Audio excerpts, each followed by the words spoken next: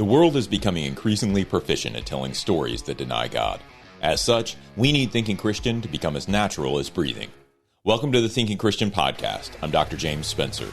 Through calm, thoughtful, theological discussions, Thinking Christian highlights the ways God is working in the world and questions the underlying social, cultural, and political assumptions that hinder Christians from becoming more like Christ.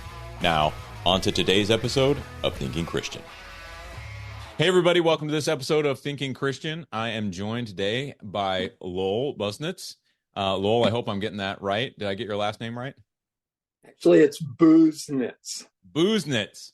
Yeah, I'm glad I asked. I should probably have done that before we started recording, but, adds to the charm. And so we're going to be discussing, Lowell is sort of a business expert. He's been involved. He's done a lot of work and research into entrepreneurship. And so today on Thinking Christian, what we're going to be discussing really is his research, his thoughts on business and entrepreneurship. And so just really excited to have you on today, Lowell, and appreciate you being here. How you doing? Thank you. Doing well. Yeah. Well, before we get rolling too far, just tell us a little bit about yourself. Give us a little bit of your background. Give us a sense of who you are. Sure.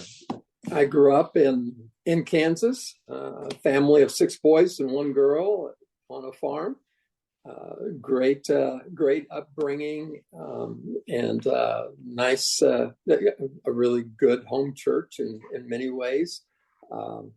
I came to know the Lord at an early age. Decided I wanted to do something different, ultimately than full-time ministry or to farm, like many of my siblings were doing.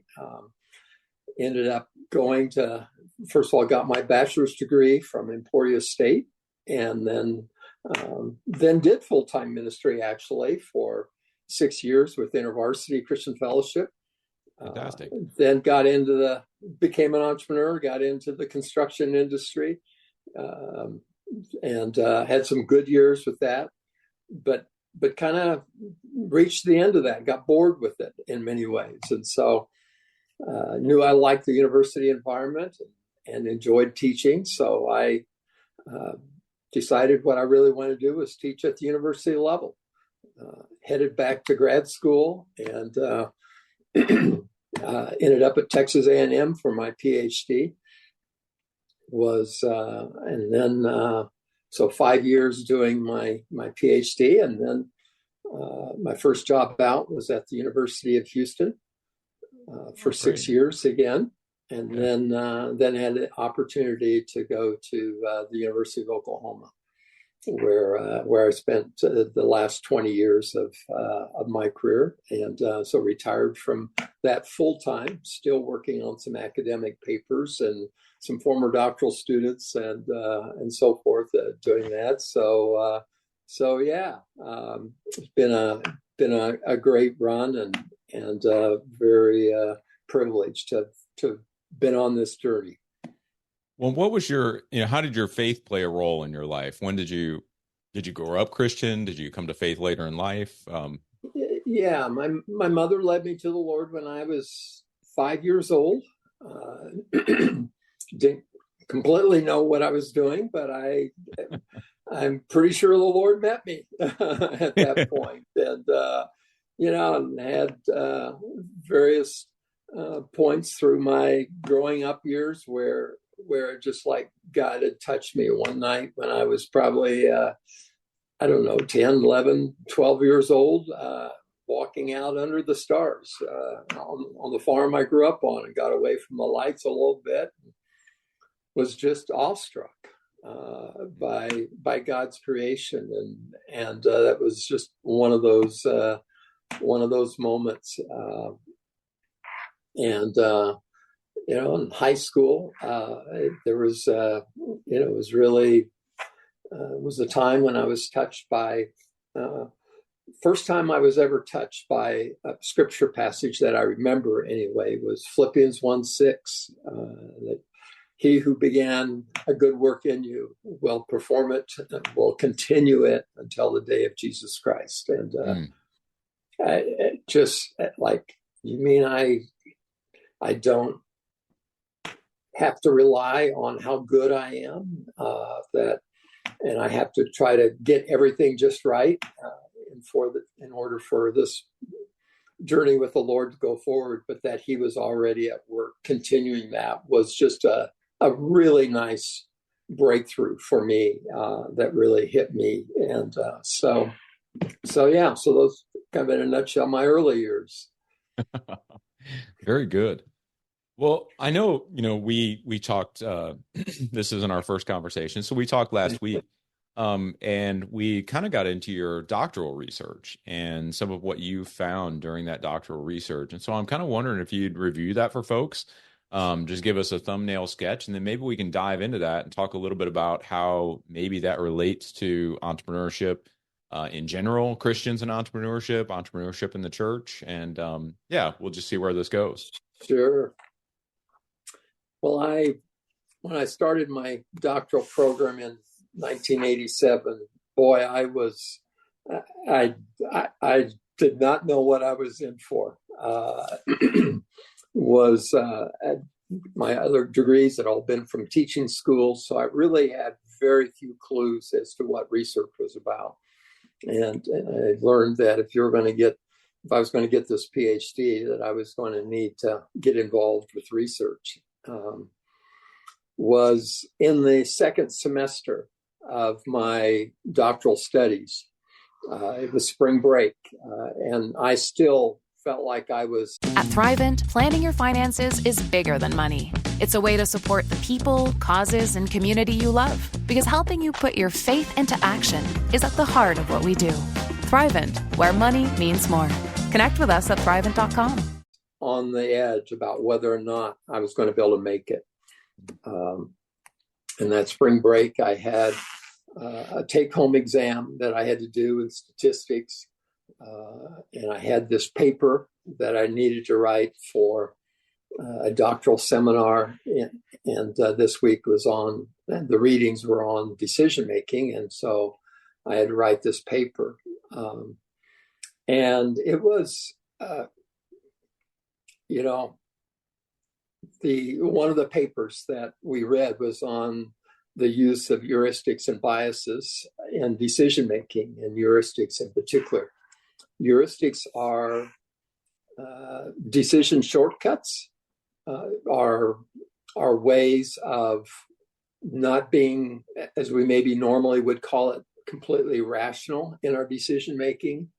That when we go and buy a tool or a piece of equipment or make a decision about whether we're going to go here or go there, we usually don't break out and, bring out the consumer reports and let me get the analysis here about what brand's better and all that, and take the time to do that heuristics would be said, well, last time I had a really good experience with DeWalt or Milwaukee tools or something like that. So, okay, I need a new saw. I'm just going to go and use this brand, and be in and out, and got it done in a hurry. And the conjecture I put forward in this paper was that entrepreneurs use heuristics, decision-making shortcuts, more extensively than managers in large organizations do. Mm-hmm. I had been around entrepreneurs, obviously, from earlier career path, and grew up with a number of them around me. The literature at that point was basically saying, entrepreneurs really aren't any different from everybody else. The initial research was, they have a high need for achievement. They're go-getters. They're risk takers is probably the biggest characteristic that's associated with entrepreneurs. But from a research standpoint, back in the early 80s, that stream just ran out of gas. People could not. Researchers were finding very few differences. And basically kind of the consensus was we need to just get away from looking at the traits of entrepreneurs because we're not finding anything. We need to go and look at how they make. It's really about the strategies they choose, not how they decide to go there. Well, my paper that I put forward for my professor for that week really liked my paper that basically said that entrepreneurs make decisions more extensively, use heuristics in their decision making more extensively than managers do. And was an emerging scholar and became one of the well-recognized scholars around, and he really liked my idea and said, there's a dissertation in this topic if you want it. This is a really important idea. Whether you dissertate on it or not, don't let loose of this idea. Yeah. And so I started working on it. And, at that point, in that juncture, that I came up with this idea was absolutely a God thing. I still was, almost at ground zero trying to figure out what research was about. And then I put these pieces together. One was a real godsend, a gift. But the other part of it why I think that I maybe had some impetus to even go down this direction was because of my Christian roots and what the scriptures say about giftedness, that we all have different gifts. And so from that standpoint, it really wasn't foreign to me to think about entrepreneurs being cut out of a little bit of a different mold. That those who go forward do that. So, and here's kind of the reason why this makes some sense for entrepreneurs to use heuristics more extensively.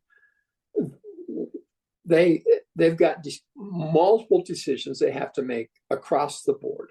Yeah. There's a saying that I'm a jack of all trades and maybe a master of none. Right. Or maybe it's a jack of all trades and a master of one or two. Being an entrepreneur, you have to make decisions about buying equipment. And you have to make decisions about what's your target market. Are we going to go here? Or are we going to go there? At what point is this product complete enough to go to market with? And what innovations will we pursue later on?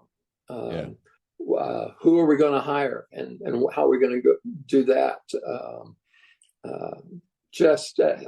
All the manufacturing production process, software decisions that have to be made across the spectrum. They have to make all these decisions. They can't possibly use an economics model for grinding out the data, bringing all that in and saying, this is the best decision we can make. They do that, they'll never get around to starting the business. It'll never happen because they're always waiting on more data to come in. Yeah. So if they don't use heuristics, they'll never start their venture. So thank goodness that there are some that do it and actually feel quite comfortable with that.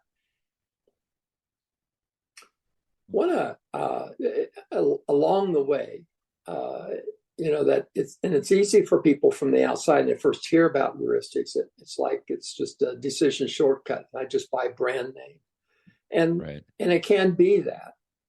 But there's a lot of times as well that I discovered that entrepreneurs really have, maybe we can call it a sixth sense about some things about their product, about this new widget that they're making, that they're coming up with, that they may not fully understand themselves, but they have worked with it extensively. And they know that when I do A, this leads to C and D. I can't explain it, but I know if we go this route, I know it'll work, even though I can't fully explain it. Or maybe it's with the market. They've been in the marketplace. They know potential customers. and and having been around them a while, I don't have any data to prove it, but I know it. I know it down in my heart that this is the way to go. This is a market to pursue, and so it's a way. Heuristics are a way of making some decisions that our deeper sixth sense knows about, and allows us to get through the decision-making process of a startup. And so, in that sense, using heuristics can be a real asset for entrepreneurs in starting new businesses. So let me try to summarize a little bit of that, just so folks who maybe aren't as familiar with decision-making literature and heuristics. So what you were arguing was, number one, it's not just that entrepreneurs learn to use heuristics. For some of us, personal finances aren't just personal. They include loved ones, neighbors, the communities we call home, and the causes we hold in our hearts. At Thrivent, planning your finances is bigger than just money. We help you put your plans into motion and faith into action so you can do more for the ones in your heart. Because sometimes all you need to make a difference is someone to help you make it happen. Thrivent, where money means more. Connect with us at Thrivent.com. More effectively, like anybody could use heuristics, right? We all use them all the time anyway.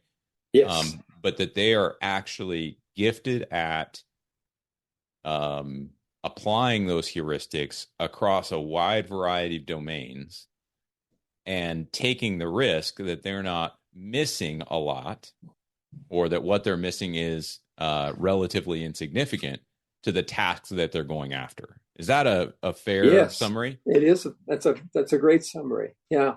And so it's not so much that anybody could, quote, learn to be an entrepreneur. Like these characteristics, you might be able to learn heuristics. You could learn to use heuristics, obviously, like that, I think is clear. But I would assume, and correct me if I'm wrong, that what you're suggesting is, and what your research found, is that these entrepreneurs actually had it inherently. Like it's something that was embedded within their brains that is not necessarily something that no one else can do, but it's their basic orientation. And so when it's your basic orientation, you just get really good at it. It's almost like having, I mentioned on the podcast a lot, like I used to be in personal training, and I'd see these guys who are like the big bodybuilders, like they compete or whatever. And it's like, it didn't matter if I matched their workout. My genetics just were never going to allow me to get to that level. It's some of it's just natural. Right. Yeah. And I think it's very similar to what you're saying about the entrepreneurs. It's like, yeah, you could match some of their thought patterns. You can identify those and understand what it is kind of that they're doing and how they're using these heuristics. But there's still that embedded orientation that you're never really going to have that's very natural to you and gifted to you. Is that fair? Yeah, I think that's fair. I think there's, it's not black and white. There's people who are really given to the use of heuristics in decision making, and as soon as the decision process becomes more systematized, they're they're out of there. Right. Adios. This is ridiculous. This is a waste of time. I can't stand it. Whereas where others can maybe do it for a season, and then when the business matures, they naturally bring in more, maybe a little bit more systematic approaches. But yeah,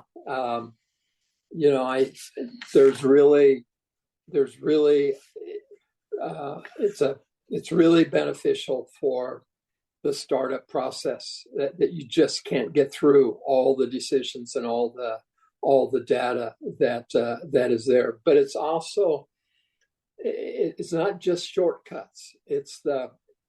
There's also that deeper sense about what's going on in a marketplace with a product that I'm working on, that there's this sense that, this is if all the data was available, A would lead to B would lead to C, but the data's not there, but they sense that it's there.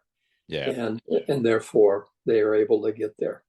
Yeah. It's a way to make inferences about what could be in the absence of information. And I know a lot of people are uncomfortable with that. Yeah.